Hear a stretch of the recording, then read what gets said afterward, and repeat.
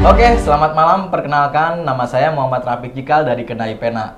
Malam ini kita akan berbincang dengan Bang Flow, Handrianus Yopin Karwayu. Apa kabarnya nih Om? Kesibukannya sekarang lagi apa nih? Baik, kalau kesibukan jualan kopi. Oh, jualan kopi ya? Iya. Seorang aktivis juga nih.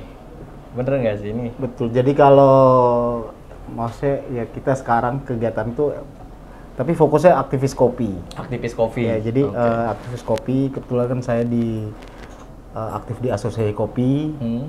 Ya kan, terus beberapa organisasi himpunan yang berhubungan dengan perkebunan, pertanian, karena kita kan jualan komoditi kopi soalnya. Oke. Seperti itu. Nah, langsung ke pertanyaannya nih Om ya. Kopi adalah termasuk tanaman yang membutuhkan lingkungan yang pas untuk bertumbuh dan memberikan hasil yang optimal dengan perubahan iklim yang terjadi. Menurut Bang Flow nih, bagaimana dampaknya pada produktivitas kopi asli Indonesia? Jadi perubahan iklim yang ada di sini, apalagi kita Indonesia ini kan berada di ini ya, garis khatulistiwa.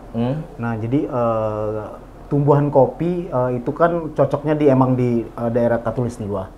Ya. Nah, perubahan iklim yang sekarang, nah itu dia mempengaruhi di produktivitas kopi. Jadi pada saat panen, nah itu berkurang biasanya seperti itu. Terus hama penyakit, nah itu yang pengaruh dari perubahan iklim. Nah, kenapa seperti itu banyak yang sangat rentan terhadap perubahan iklim? Karena kita melihat bahwa kebanyakan kopi yang ada di Indonesia sekarang, yang ada di kebun-kebun nih, nah itu kan kebanyakan kopi tua soalnya, kopi lama. Oh, kopi lama. Yang sudah mungkin lebih dari 10 atau 20 tahun.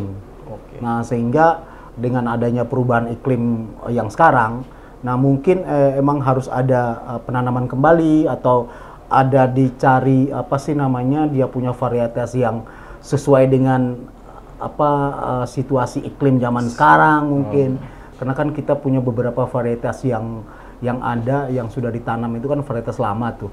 Nah, jadi mungkin itu yang menjadi PR di kita semua sih yang sebagai pemain kopi, mulai dari yang misalnya pelaku di kebun atau peneliti atau pemerintah. Jadi kita bersama-sama harus mulai mencari formula, mulai dari benihnya. Nah, benihnya sampai kepada bagaimana penataan tanah di kebun. Oke. Karena kalau kita nggak mulai masuk ke situ, nah menurut saya itu akan bahaya nih. Ya kan, karena kalau dampak sekarang kan masih belum terlalu kelihatan, nggak terlalu kelihatan tuh. Ya kan, karena kita punya kopi yang ada masih bisa itulah, walaupun produktivitas turun, tapi belum terlalu signifikan. Nah, khawatirnya makin tambah hari atau tambah tahun, nah itu produktivitas semakin menurun kalau kita tidak mempersiapkan di sisi hulunya yang tadi mulai dari benih baru, penanaman kembali. Nah, itu menurut saya itu akan menjadi sangat PR yang sangat berat. Padahal kan konsumsi kopi sekarang kan semakin meningkat nih. Yeah. Nah, dalam negeri saja yang biasanya orang minum kopi zaman dulu itu adalah katakanlah bapak-bapak, sekarang kan anak-anak muda mulai ngopi ya. Mulai ngopi. Nah, bukan cuma jadi mulai dari sisi usia, gender. Nah, sekarang cewek-cewek pun ngopi nih. Itu. Ya kan? Iya, betul. Nah, itu Gen Z sekarang ya. Gen Z sekarang ngopi, anak SMP, SMA itu udah ngopi loh. Karena mereka dengan tuntutan misalnya mereka harus bikin konten atau bikin tugas misalnya. Jadi konsumsi kopi itu akan terus meningkat. Nah, itu kita bicara di Indonesia. Belum kita bicara di luar negeri. Nah, di luar negeri, negara-negara yang sekarang kita lihat, negara-negara yang dulunya adalah kultur mereka itu ngeteh, misalnya Cina misalnya. Nah, terus sekarang Timur Tengah, konsumsi kopinya itu udah mulai meningkat loh. Udah mulai meningkat ya. Permintaan kopi ya kan, Cina, terus Timur Tengah sekarang tuh justru menjadi daerah konsumsi kopi.